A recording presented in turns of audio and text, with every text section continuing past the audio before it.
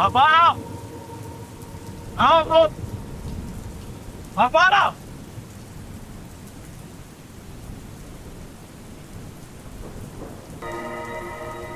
Mister गर्देसी, ये क्या कर रहे हैं आप?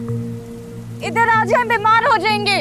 मुझसे मेरा सब कुछ छीनने के बाद तुम्हें फिक्र हो रही है कि मैं बीमार हो जाऊंगा?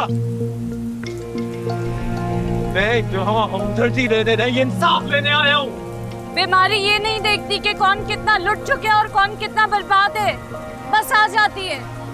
आप क्या कर रहे हैं? आए इधर। हम मिडिल क्लास लोगों के पास बीमारी भी सोच कर आती है मैडम। आपको क्या लगता है अपने सारी शान मकान की छांव देकर आप अपने गुनाहों से बरी हो जाएंगी? आप जितना अमीर और ताकतवर भले ना हूं मैं, लेकिन भीगते हुए भी अपने हक की जंग लड़ सकता हूं मैं। तो ठीक है मिस्टर गर्देसी, क्या आप मुझे बताना पसंद करेंगे कि आप मेरे सालीशान मकान पे क्या कर रहे हैं रात के इस पहर? और कौन सा इंसाफ मांगने आए हैं आप?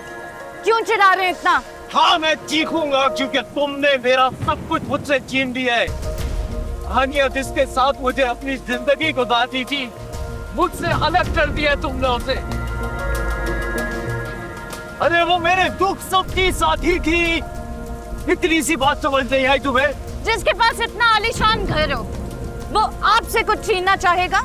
फिर मुझे एक बात बता दो कि तुम्हारे घर से हुई पार्टी की पिक्चर्स तुम्हारे अलावा और किसके पास हो सकती है? और वो पिक्चर हानिया के पास कैसे जा सकती है? नहीं है ना जवाब तुम्हारे पास? मैंने तुमसे बहुत रिस्पेक्टफुली कहा था कि मैं तुममें इंटरेस्टेड नहीं हूँ, लेकिन तुम्हें ये बात हजम नहीं हुई ना? तुमने इसे अपने ईगो का इशू बना लिया। वेल डन मापाला, वेल डन, गुड जॉब। आज तो तुमने मुझ में और हानिया में दूरियां पैदा कर दी है, लेकिन मेरी एक बात याद रखना,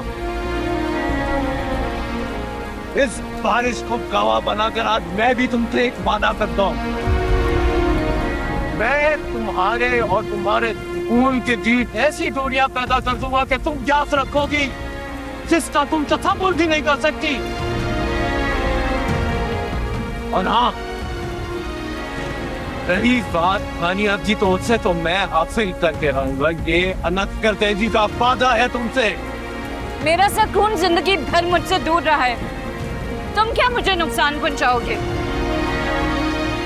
अगर तुम चाहो तो मेरी जिंदगी और कंपनी से हमेशा के लिए जा सकते हो,